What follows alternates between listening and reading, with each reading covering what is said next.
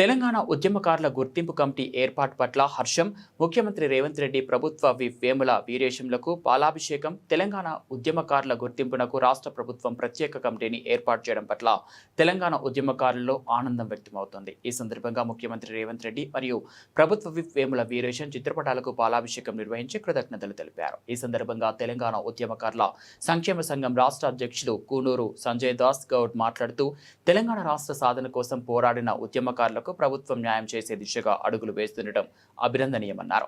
తెలంగాణ ఉద్యమకారుల త్యాగాలను గుర్తించి రాష్ట్ర ప్రభుత్వం అమలు చేస్తున్న అన్ని సంక్షేమ పథకాలు, ఉపాధి అవకాశాలు, గృహ పథకాలు, విద్య మరియు వైద్య సదుపాయాలలో తెలంగాణ ఉద్యమకారులకు ప్రత్యేక కోటా కల్పించాలని ఆయన డిమాండ్ చేశారు. ముఖ్యమంత్రి రేవంత్ రెడ్డి నాయకత్వంలో తెలంగాణ ఉద్యమకారులకు, అమరవీరుల కుటుంబాలకు సముచిత గౌరవం మరియు న్యాయం జరుగుతుందని విశ్వాసాన్ని వ్యక్తం చేశారు.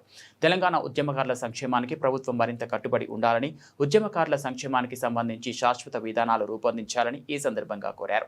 ఈ కార్యక్రమంలో తెలంగాణ ఉద్యమకారుల జోగు లింగస్వామి, కోసరం అశోక్ యాదవ్, చికిలం మెట్ల మెహర్ బాబు, వాస్పాజు రామాచారి, అమరోజు వెంకన్న, చిల్లాపల్లి స్వామి, జోగు మల్లేష్, ఇట్లు కూనూరు సంజయ్ దాస్ గౌడ్, రాష్ట్ర అధ్యక్షులు తెలంగాణ ఉద్యమకారుల సంక్షేమ సంఘం తదితరులు పాల్గొన్నారు.